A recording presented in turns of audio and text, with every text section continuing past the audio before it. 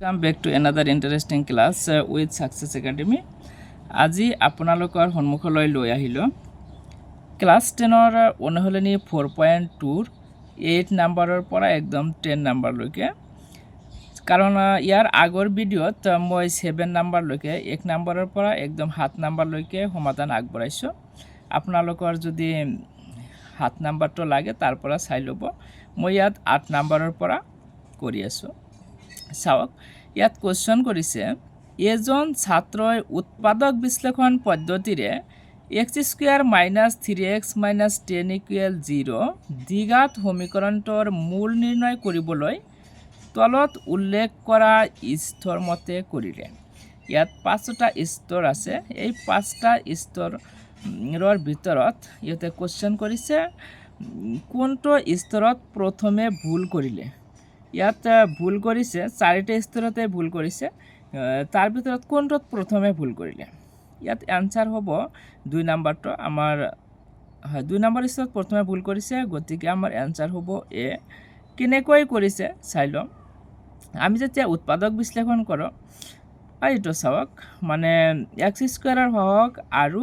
ধ্ৰুৱক সংখ্যা পূৰণ কৰিলে যিটো সংখ্যা হ'ব সেইটোক আমি ভাঙি এই মধ্যপদ তাৰ মানে x ৰ সহগটো মিলাব লাগে ইয়াত x² সহগ আছে 1 আৰু ধ্ৰুৱক সংখ্যা হৈছে 10 গতিকে 1 * 10 10 হৈ যাব 1 * 10 ইকুৱেল আমাৰ হৈ যাব 10 এতিয়া আমি এনেকুৱা দুটা সংখ্যা ল'ব লাগে যি দুটা সংখ্যা যোগ বা বিয়োগ কৰিলে আমাৰ 3 হ'ব আমি জানো 2 * 5 = 10 আকৌ 5 ৰ পৰা 2 বিয়োগ কৰিলে আমাৰ 3 হ'ব গতিকে ইয়াত আমি 5 - 3 লিখিব লাগিব 5 - 3 লিখিলে ইয়াত যেহেতু মাইনাস আছে গতিকে -5x আৰু এইটো মাইনাস আৰু এই মাইনাসত প্লাস হয় +2x হ'ব তেতিয়াহে আমাৰ -3 হ'ব -5 + 2 কৰিলেহে -3 হ'ব কিন্তু ইয়াত দিছে -5 - 2 -5 আৰু -2 হ'ব আমাৰ -7 কিন্তু ইয়াত -3 আছে গতিকে এইটো স্তৰ আমাৰ ভুল প্ৰথমে এইটো ভুল মানে গোটেইকেইটা ভুল হ'ব তলৰ গতিকে আমাৰ আনসাৰ হ'ব 2 নেক্সট 9 নম্বৰত কৈছে কি twice x² - 9x + 4 = 0 দ্বিঘাত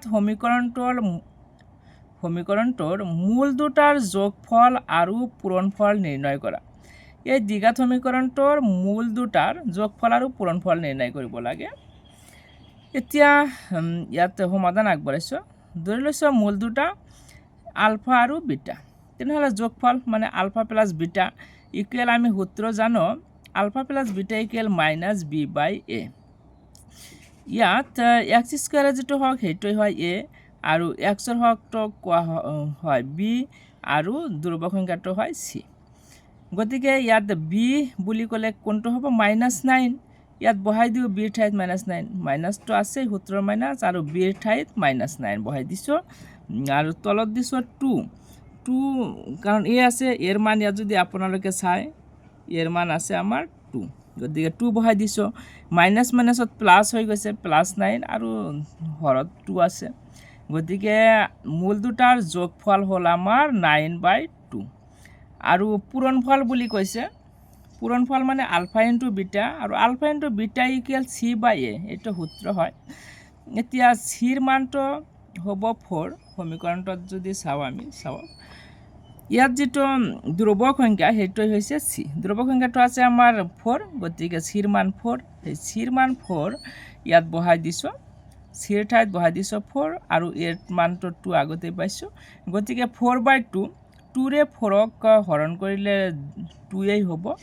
আমি জানো 2 * 2 = 4 2 × 2 = 4 গতিকে ইয়াতে পূৰণফলটো আমাৰ 2 হৈ গ'ল 9 নম্বৰ কমপ্লিট এতিয়া আমি কৰিম 10 নম্বৰ চাওক ইয়াত কি কৈছে খুবেই ইজি 9তে কৰি আহিছো এবাৰ যদি twice x² + kx - 6 = 0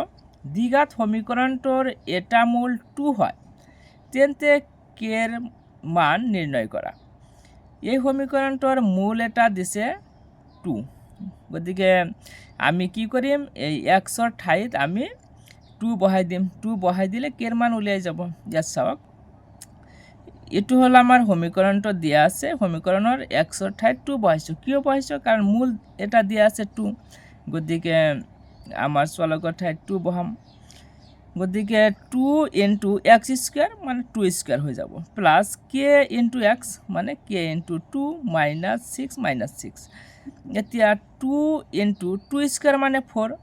4 এর লগত 2 পূরণ করলে আমার 8 হৈ যাব আর k এর লগত 2 পূরণ করলে 2k হৈ যাব মাইনাস 6 মাইনাস 6 এতিয়া ইয়াত k ইকুয়াল মাইনাস 2/2 লিখিছো কেনেকৈ হ'ব ইয়াত চাই ল'ব পাৰে twice k আৰু 8 minus 6 মানে হ'ব 2 equal 0 ইয়াত যদি চাই তেনেহলে 2k equal minus 2 হৈ যাব প্লাস 2 তো ইটো সাইডত আহি minus 2 হ'ব k equal minus 2/2 minus 2 ৰে 2 হৰণ কৰিলে একবাৰ যাব আৰু minus 2 থাকিব minus 1 গতিকে k equal আমাৰ কি আহি যাব minus 1 থ্যাংক ইউ আজিৰ ভিডিঅ'ত ইখিনিয়ে নেক্সট ভিডিঅ'ত মই লৈ আহিম 4.3 থ্যাংক ইউ